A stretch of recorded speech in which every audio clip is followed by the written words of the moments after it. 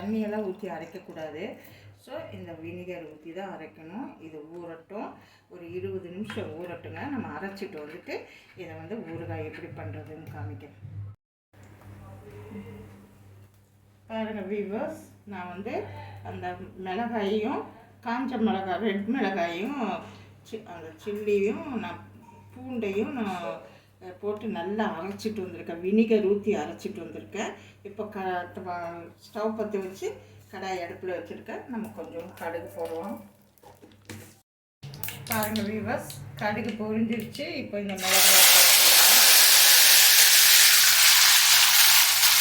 நான் வந்து நல்லெண்ணெய் ஊற்றி தான் செய்வேன். ஸோ உங்களுக்கு என்ன எண்ணெயோ அது நீங்கள் ஊற்றிக்கோங்க.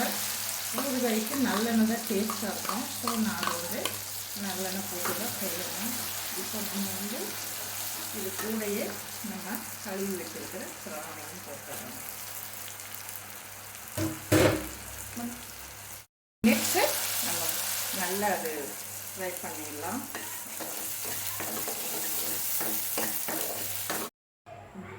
பாருங்கள் வீவர்ஸ், நான் வந்து கொஞ்சமாக தான் செஞ்சுருக்கேன்.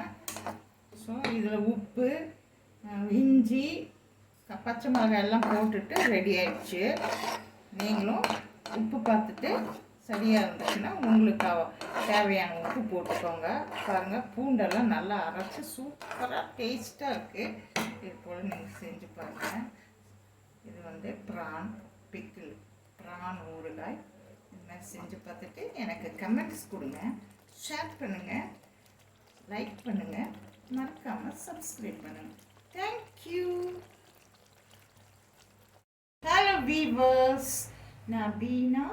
இது பீனாஸ் கிச்சன். இன்றைக்கி எங்கள் வீட்டு லஞ்சில் சாப்பாடு உப்பு பருப்பு, பருப்பு ரசம், பீன்ஸ் பொரியல், கேரட் வறுவல், மோர் குழம்பு, வெள்ளரிக்காய் மோர் குழம்பு, ப்ரான் ஊறுகாய். இதுதாங்க இன்றைக்கி எங்கள் லன்ச், எங்கள் வீட்டு லன்ச்சு. பாருங்கள்.